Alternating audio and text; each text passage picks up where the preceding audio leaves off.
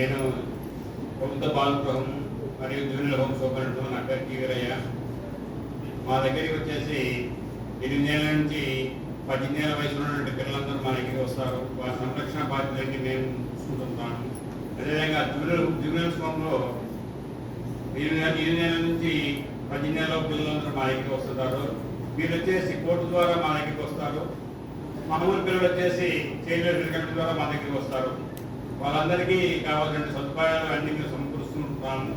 కాకపోతే ఈ జూనియర్స్ హోమ్లో మా అబ్జర్వేషన్లో వచ్చే పిల్లలు వచ్చేసి ఒక్కొక్కసారి ఒక కేసులో వచ్చిన పిల్లవాడు మళ్ళీ రావడానికి కూడా ఏం లేదు. రిపీటెడ్ క్రైమ్స్ ద్వారా మా దగ్గరికి వస్తూ ఉంటారు. ఆ విధంగా ఒక అబ్బాయి వచ్చేసి 19 కేసుల్లో మా దగ్గరికి వచ్చినాడు, పఠాన్ అనే అబ్బాయి. అదేవిధంగా కాజాద్రి అబ్బాయి వచ్చేసి 8 కేసుల్లో మా దగ్గరికి వచ్చినారు.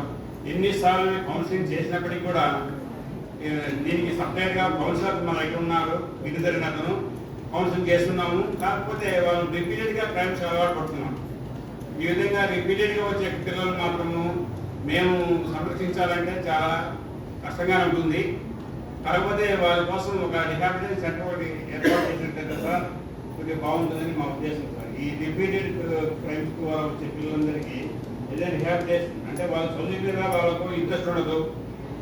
తర్వాత వాళ్ళు ఒకసారి ఉండేదానికి ఇష్టపడరు. ఎందుకంటే ఈ నుంచి బయటికి పోయిన తర్వాత కనీసం 5-6 రోజుల తర్వాత 5-6 రోజులు కూడా బయట ఉన్నాడైతే ఇంటనే మళ్ళీ మా సపరేట్గా చేయండి.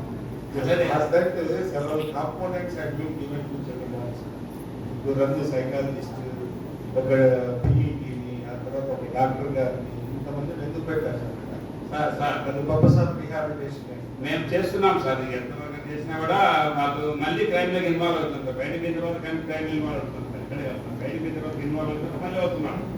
అట్లా ఒక కాజేత్రినే కదా సార్, అధానే కదా సార్, చాలా మంది సార్ కౌస్ భాష కూడా అదే వరకు వస్తున్నారు సార్. అంటే వీళ్ళకి ఏమన్నా కాస్త చిల్డ్రన్ హోమ్లో ఉండి క్రైమ్లో ఇన్వాల్వ్ కాదు సార్. బయటికి వెళ్తే ఇక్కడ ఇన్వాల్వ్ అవుతారంటే మిమ్మల్ని పెడతారా? ఆ విధంగా వాళ్ళకి ఏమన్నా ఒక బాగా సైకాలజికల్ కౌన్సిలింగ్ కానీ తర్వాత ఏదైనా స్కిల్ డెవలప్మెంట్ కోర్సెస్ ఇచ్చినట్టయితే వాళ్ళు దాని మీద ఎక్కువ కాన్సన్ట్రేట్ చేయడానికి ఎక్కువ కాన్సన్ట్రేట్ మనం చేస్తున్నాం. అట్లా చేసినట్టు వాళ్ళకి ప్రొఫెషనల్స్గా వాళ్ళకి ఉపయోగపడతారు.